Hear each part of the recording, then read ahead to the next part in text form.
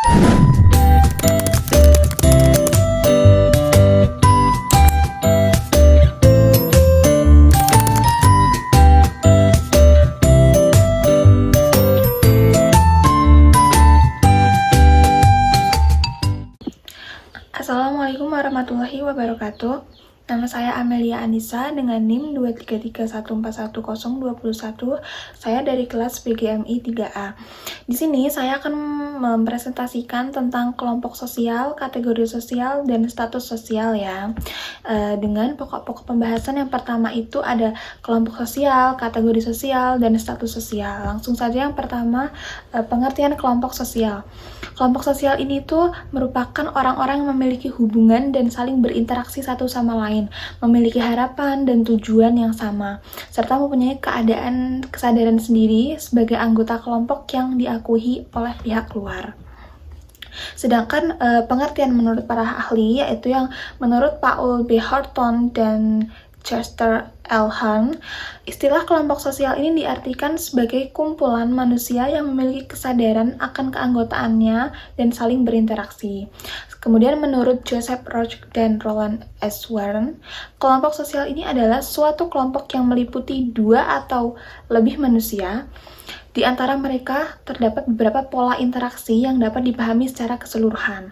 Yang selanjutnya ada menurut Goodman, kelompok sosial adalah dua orang atau lebih yang memiliki kesamaan identitas dan berinteraksi satu sama lain secara terstruktur dan tujuannya itu untuk mencapai tujuan bersama. Yang kemudian ada ciri-ciri kelompok sosial. Yang pertama ada terdiri dari dua orang atau lebih. Yang kedua adanya minat dan kepentingan bersama.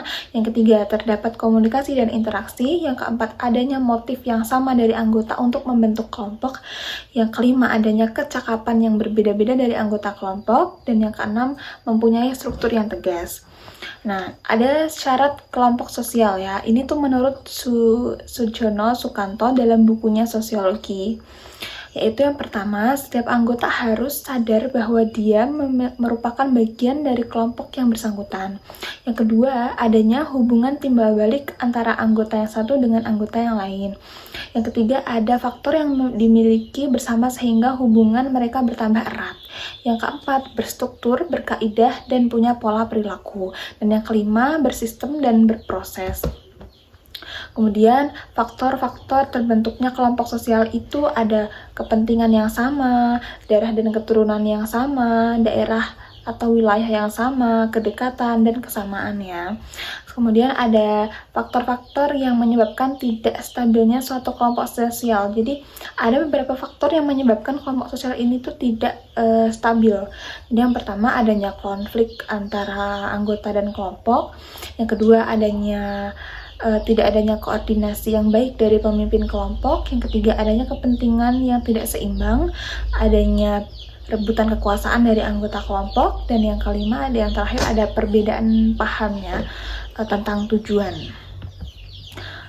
Selanjutnya ada klasifikasi kelompok sosial, yaitu ada klasifikasi kelompok primer, ada klasifikasi kelompok sekunder, kelompok dalam, kelompok luar, kelompok formal, dan kelompok informal. Yang kemudian selanjutnya kita masuk ke kategori sosial.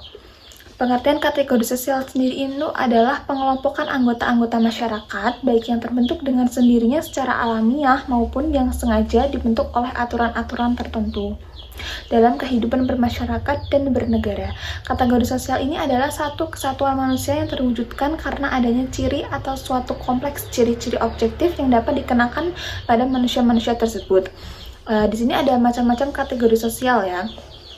Misalnya ini kategori berdasarkan usia, berdasarkan jenis kelamin, berdasarkan pekerjaan, berdasarkan pendidikan, dan lain-lain.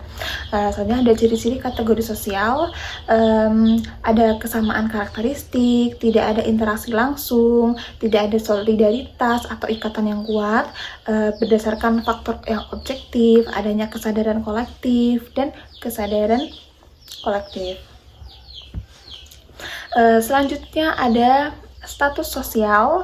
Nah, pengertian status sosial ini tuh Status sosial ini biasanya didasarkan pada berbagai unsur kepentingan manusia ya dalam kehidupan bermasyarakat, yaitu status pekerjaan, status dalam sistem kekerabatan, status jabatan, dan lain-lain. Dengan status seseorang ini dapat berinteraksi dengan baik terhadap sesamanya. Bahkan banyak dalam pergaulan sehari-hari itu seseorang tidak mengenal orang lain secara individu, melainkan hanya mengenal statusnya saja. Status merupakan istilah yang merujuk pada salah satu dari banyak posisi sosial individu dalam kelompok atau masyarakat yang terendah dari yang terendah sampai yang tertinggi. Kemudian dilihat dari sifatnya sendiri, status itu terbagi menjadi dua, yaitu status objektif dan subjektif. Status yang bersifat objektif yaitu status yang dimiliki seseorang secara hierarkis dalam struktur formal suatu organisasi. Kemudian sedangkan status yang bersifat subjektif itu sendiri yaitu status yang dimiliki seseorang dan merupakan hasil dari penilaian orang lain terhadap penilaian diri sendiri terhadap orang lain.